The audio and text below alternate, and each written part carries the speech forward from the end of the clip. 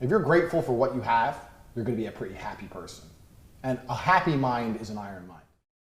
I have learned the hard way that it is impossible to be grateful for things that you have in abundance. Everybody knows this. I'm stating the obvious here. Everyone talks about how if you were born a millionaire kid, you wouldn't appreciate money. It's absolutely the same with absolutely everything else. And no matter how hard you try, no matter how hard you try and check yourself and appreciate your current situation, you're never going to appreciate it if you have it in abundance. The easiest way to be grateful for your life and appreciate things is to self-censor. Now, this takes self-control. I'm going to tell you something.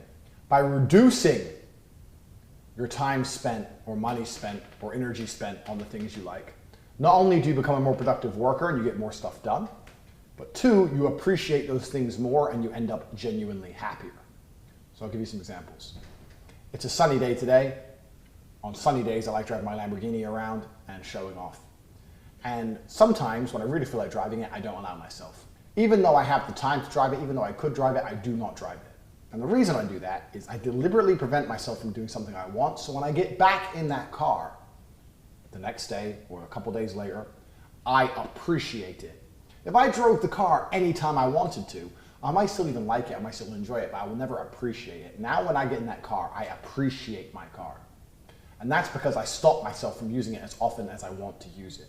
Humans were never built for the abundance we live in today. We were not designed to be able to get food anytime we wanted. That's why people are fat.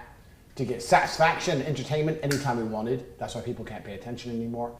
So you have two choices. You either cave to that completely and you give in to consumerism and you end up obese and have attention deficit disorder because you're too busy watching YouTube videos to concentrate on anything important.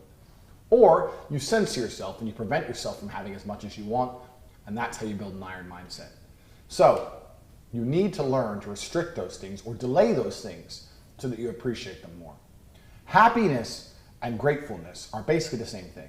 If you're grateful for what you have, you're going to be a pretty happy person. And a happy mind is an iron mind.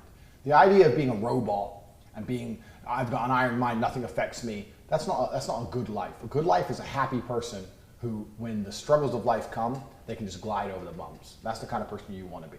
And you're going to do that by making yourself more grateful, and you make yourself more grateful through scarcity. So across the next couple of days, here's what I want you to do. I want you to choose each day if you're going to allow yourself to eat or to drink. You have to make a choice. Because these are things you do every day. You eat some food, you drink some water, and you don't care about it. And you're not grateful for either one. So each day you're going to wake up and you're going to decide, I'm either going to drink whatever I want today, coffee, water, orange juice, smoothie, whatever, or I'm going to eat whatever I want today, and I'm going to be thirsty. At the end of either one of those days, you're going to be pissed off you made the choice you made, and you would wish you made the other one. And you'd be grateful for all the times you've had a meal with a nice cold glass of water with it, or all the times you had a cold glass of water with a nice meal with it. The idea being is you need to learn how to remember that feeling. Now, I know this sounds stupid, but feelings can be remembered. If you listen to a sad song, or if you think about a sad event, the feeling comes back. You remember the feeling. People very rarely remember gratefulness. They don't remember feeling content with something. So what you're going to do is you're going to put yourself in a position of stress, you're going to relieve that stress, you're going to feel content, and then you're going to try and remember that feeling. Everything about it. Remember that feeling and give yourself a memory that you can revert back to any time in the future, and you will automatically feel grateful.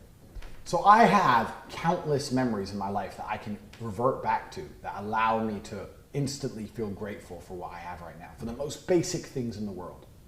Now, this isn't going to work if you don't put yourself in a situation of extreme stress. If you're thirsty for 30 minutes, then have a glass of water.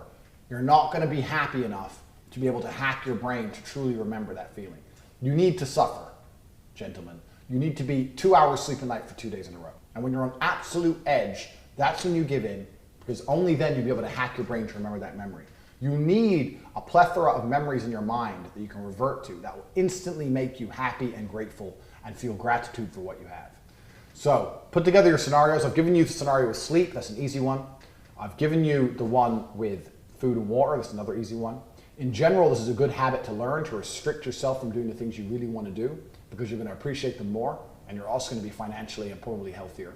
So you should also look at what you're doing with your spare time in general and reduce it. Next time you want to do something, next time you want to watch a YouTube video or you want to do something stupid, go, no, I'm not going to do that today, I'm going to do it tomorrow.